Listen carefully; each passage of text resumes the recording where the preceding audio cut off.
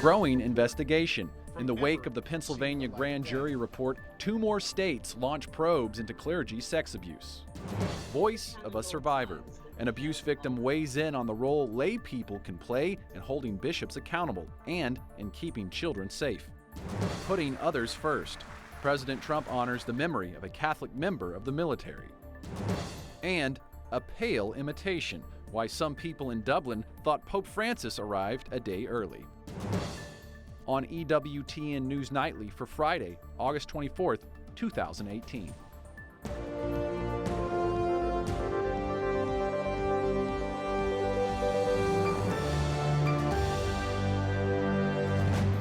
Good evening from Washington, D.C., and thank you for joining us for News from a Catholic Perspective.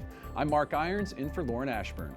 The family of John McCain says the longtime Arizona senator has chosen to stop medical treatment for brain cancer.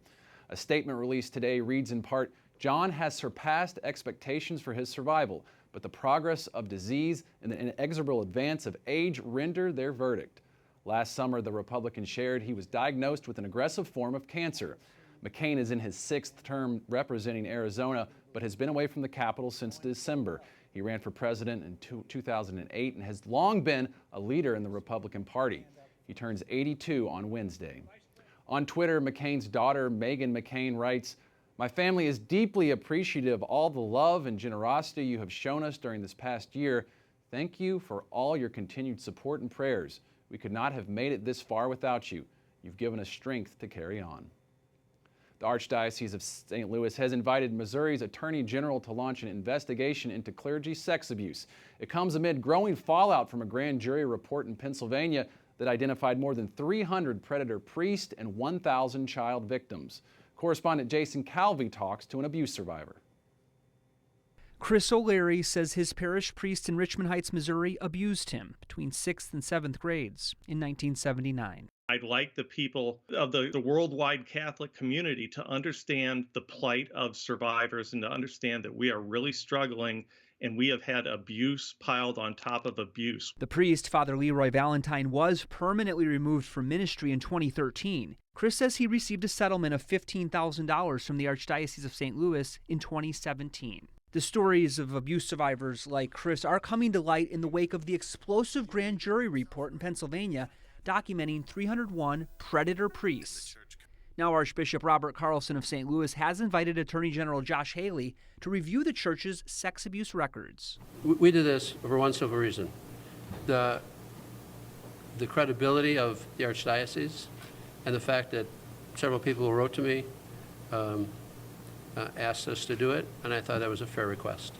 And I've done it before. Chris says he's speaking out because he wants to help others. I consider myself a non-practicing Catholic, but the reason I still consider myself a Catholic is the connection between faith and deeds.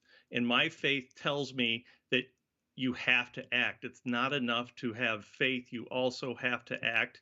And that's all I'm trying to do is I'm just trying to act because I can help other people. And I reached out to the Missouri Attorney General to ask about the timeline for the investigation. His communications director tells me the probe is active and ongoing. They say Missouri residents deserve answers as soon as possible. Mark? And Jason, I understand Illinois' Attorney General is also looking at clergy sex abuse. What can you tell us about their investigation? Yeah, Attorney General Lisa Madigan of Illinois says she'll meet with the Archdiocese of Chicago and expects the other bishops in Illinois will do the same and cooperate fully. If not, she's threatening an investigation by prosecutors. Correspondent Mark? Jason Calvi, thank you very much.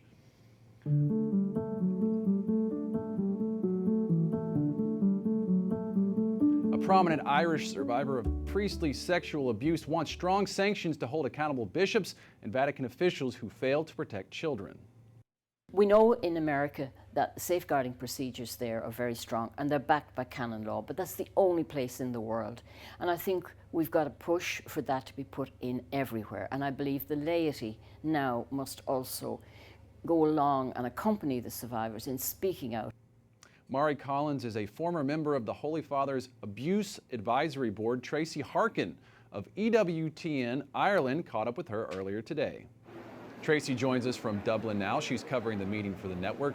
Tracy, what does Mari Collins want to see happen? Mary Collins is a former member, as you know, of the Pontifical Commission for the Protection of Minors. She spoke at the press conference today. Her words were quite strong, Mark. She said that anyone who stands in the way of the protection of children in terms of not reporting crimes also needs to be accountable as well. She said she welcomed the letter of Pope Francis, but that she's looking for more concrete steps. And it's her hope that Pope Francis will address the concrete steps that need to be put in place in his address at the World Meeting of Families at the weekend. Now, Cardinal Sean O'Malley, the Pope's top advisor on clergy sex abuse, was expected to head this panel in Dublin, but he stayed home. O'Malley launched an investigation into his diocesan seminary and removed its rector after reports of sexual misconduct went public. He did send a letter to the conference. What was his message? His message, Mark, was very much firstly to apologise for not being there in person to head up this panel on safeguarding children. He talked about that centrally we need to be thinking about the victims, about children, and he talked about the importance of the role of the laity in terms of to be on safeguarding commissions, and he said that that's really, really important. He said also that moving forward, any of the church's evangelisation and outreach initiatives will really be dependent on the church's ability to own up to their crimes and their failings. The Vatican's ambassador to Syria was there. He spoke today. Syria in the midst of a bloody civil war, now in its 7th year. How did he describe the situation? It was such a poignant address from the Cardinal today. He talked about this often forgotten war. He talked about the 33% of Syrian families that have lost homes. He talked about the importance of family, and that when a family loses its home, it loses its very heart. And he talked about the church being a field hospital together with other humanitarian organisations in Syria to offer love and mercy at this critical time. Pope Francis arrives in Dublin tomorrow. How are preparations going, and what's his schedule? Well, Mark, Dublin is ready for Pope Francis. Driving along our motorways, the signs are up, Pope's visit. There's massive security procedures in operation. There's stalls selling papal flags. There's a real excitement and buzz in the air. People know that this is a very important visit, an historic visit, and the excitement is palpable at this time. His itinerary is really packed. He arrives tomorrow morning at 10 o'clock, where he will meet with the President of Ireland, the Taoiseach, our political leader, and other politicians. He will then go to St Mary's Pro Cathedral, where he'll meet newlywed couples. Then he will also call into the Capuchin Centre for the Homeless right in the heart of Dublin. And then, of course, in the evening, it's the Festival of Families, which is often seen as the real highlight in this World Meeting of Families. Packed schedule indeed. Tracy Harkin, EWTN Ireland, thank you for all your coverage. Thank you, Mark. Stay with EWTN all weekend as Pope Francis attends the World Meeting of Families. You can see the schedule and learn more about the event at EWTN.com/WMOF. President Trump asked Secretary of State Mike Pompeo to delay his planned trip to North Korea, one day after Pompeo appoints a special envoy to the country. The issues are tough, and they will be tough to resolve. But the President has created an opening, and it's one that we must take by seizing every possible opportunity to realize the vision for a peaceful future for the people of North Korea. Stephen Begun is a senior executive with Ford Motor Company. He worked in the White House under President George W. Bush. The Secretary of State stirred controversy with his phone call earlier this week to Imran Khan, Pakistan's new leader. Mike Pompeo says he and Khan spoke about taking action against terrorists. Islamabad says terror was not part of the conversation. Pompeo is set to visit Pakistan next month. Representative Duncan Hunter and his wife have pleaded not guilty in a San Diego courtroom on charges they illegally used campaign money. An indictment alleges the couple used more than $250,000 to finance family trips to Italy and Hawaii, golf outings, school tuition, theater tickets, and even fast food purchases. House Speaker Paul Ryan called the charges deeply serious and said the Republican from California will be removed from his committee assignments while his case is pending. Australia lawmakers elect a new prime minister after a crisis in leadership. Scott Morrison was sworn in today. The ruling Liberal Party voted to change its leader amid a period of political instability. Morrison becomes the sixth prime minister in just 11 years. Outgoing Prime Minister Malcolm Turnbull says he will step away from politics and decline to contest the vote. Israeli Prime Minister Benjamin Netanyahu lashes out over a decision by the European Union to give financial aid to Iran. I think that the decision yesterday by the EU to give 18 million euros to Iran is a big mistake. It's like the EU announced the plan Thursday as part of the bloc's commitment to keeping the Iran nuclear deal alive. In May, President Trump withdrew from the deal and restored U.S. sanctions. Many of the 150 migrants stranded on a Coast Guard ship off the island of Sicily have started a hunger strike.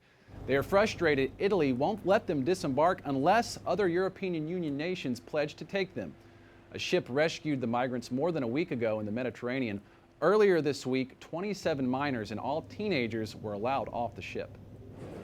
Spain is preparing to dig up the remains of former dictator General Francisco Franco after the government approved the move. The ruling Socialist Party says it wants to exhume his body from a mausoleum because it was seen as a shrine. Spanish law previously prohibited removing Franco's remains on the grounds the body belongs to the family.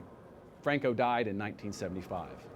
Coming up, we take a look at Judge Brett Kavanaugh's chances of becoming a Supreme Court justice. And Francis doesn't arrive in Ireland until tomorrow, but we'll show you why some are doing a double take already.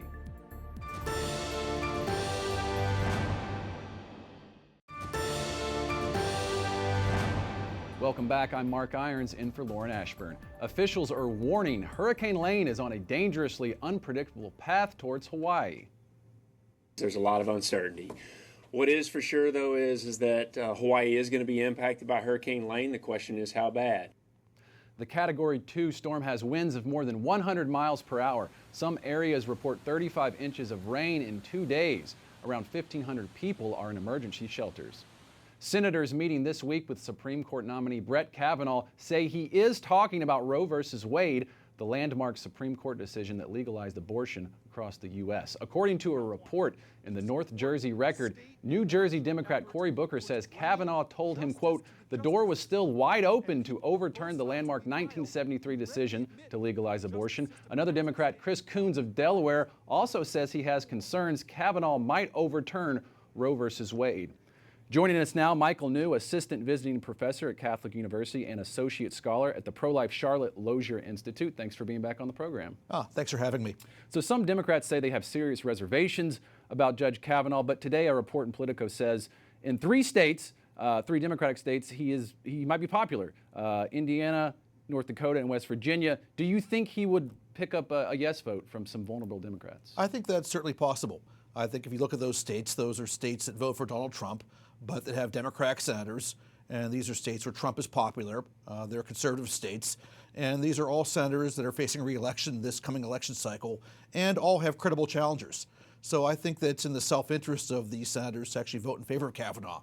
Now, sometimes elected officials don't always do what's in their self-interest, but often they do, and I think that he has a chance to pick up some votes from these red state Democrats.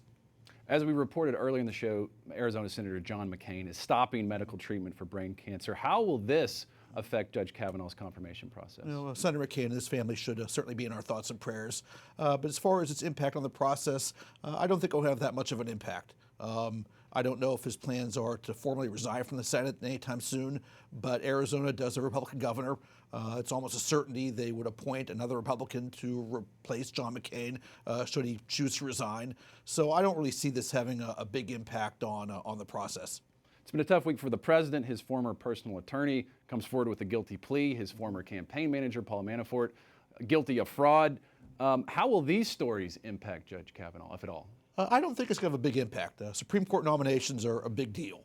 And people know when you put somebody on the Supreme Court, he may well be there 20, 30 years. And I think that the Senate, especially Republicans in the Senate, really have strong incentives to get Justice Kavanaugh through and hold a vote before Election Day. So I think these things are going to be a little bit of a distraction, but I don't see a significant delay in the vote because of these new developments. This weekend, there are dozens of protests scheduled against Judge Kavanaugh across the country. But let's talk about those Americans that do like Kavanaugh. What policies of his do they support? I think that there's a lot of policies they support. I think they like the fact he favors judicial restraint. I think that his rulings, even though he hasn't ruled on many cases, he has ruled to uphold pro-life laws in the past or pro-life policies in the past. I think that's popular. It looks like he's been sympathetic to gun rights, and that's certainly popular in a lot of red states. So I think on a lot of issues that people do care about, he's issued rulings that are consistent with their wishes. Finally, Democrats want to delay the whole confirmation process. It's supposed to begin on September 4th. What are the chances he will be on the Supreme Court by the time the next session starts in October?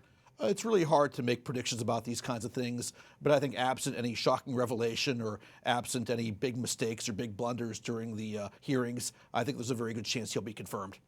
Okay, Michael New, Assistant Visiting Professor at Catholic University and Associate Scholar at Pro-Life Charlotte Lozier Institute. Thanks for being here. Wow, thanks for having me. Pope Francis heads to Ireland tomorrow, but some people could be forgiven for thinking he arrived a day early. That's because a wax figure of the Holy Father traveled around Dublin. He was joined by the likeness of St. John Paul II, who visited the city in 1979. Pope Francis will celebrate an outdoor Mass Sunday before 500,000 people. Up next, why a liberal arts education could hold the key to healing the divide in our country. Plus, why the president honored the memory of a Catholic member of the military.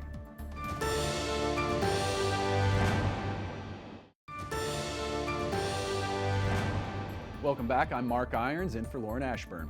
A conservative policy expert says the cure for the anger and division in our country might come from a liberal arts education.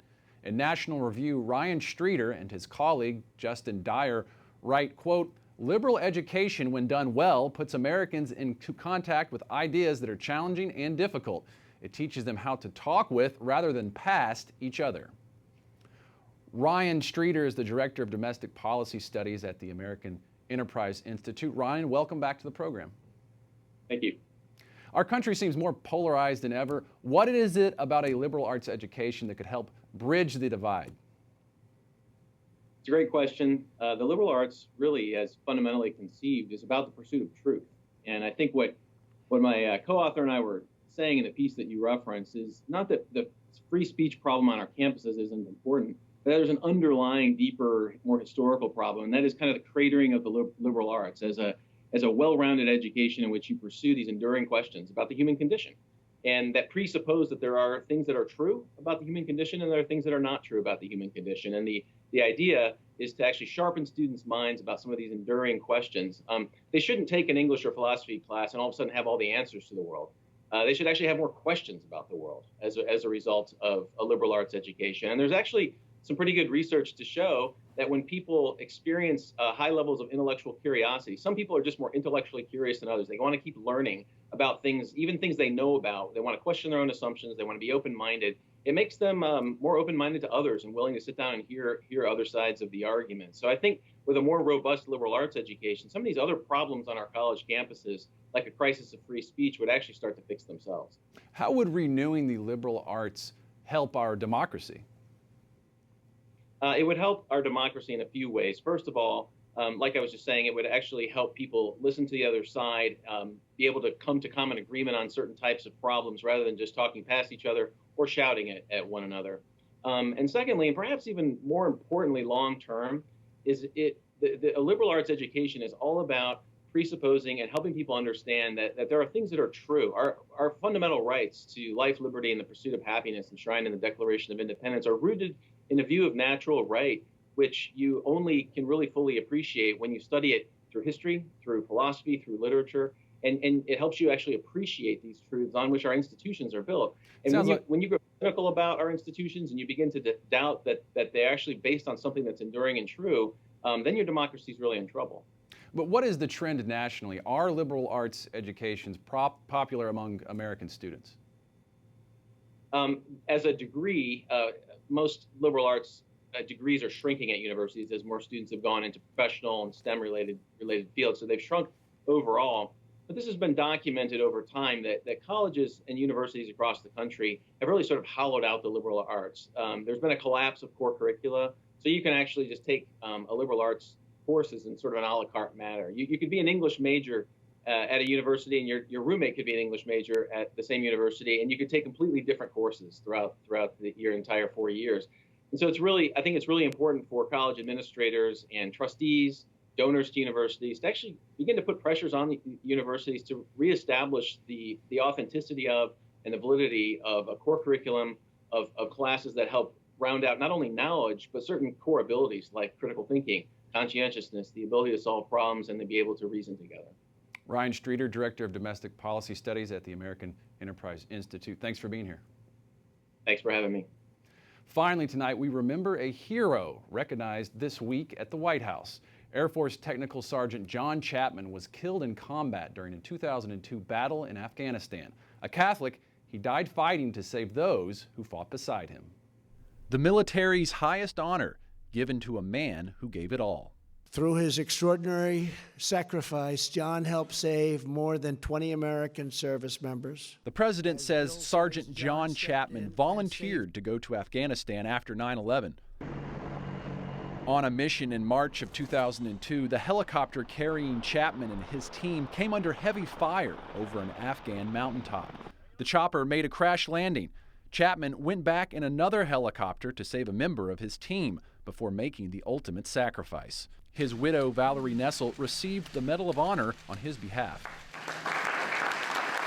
He just was very humble, very kind, very soft-spoken, and just an amazing man that would be, a little embarrassed to be having this bestowed upon him. John was a tough warrior on the battlefield and a hero back home.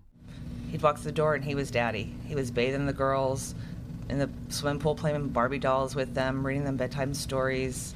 A priority for John and Valerie was passing the Catholic faith on to their kids. The faith was very important to us, to raise our children in a Catholic environment. John's mother, Terry, reflects on her son's sacrifice.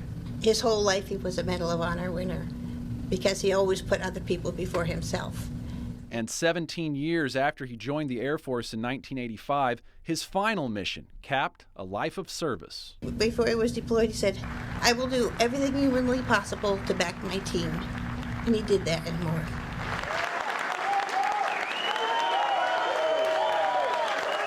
We are grateful to all U.S. service members, especially those who have given that ultimate sacrifice. We thank you for watching tonight. For the entire EWTN News Nightly team, I'm Mark Irons. We'll be back Monday with more news from a Catholic perspective. Good night and God bless.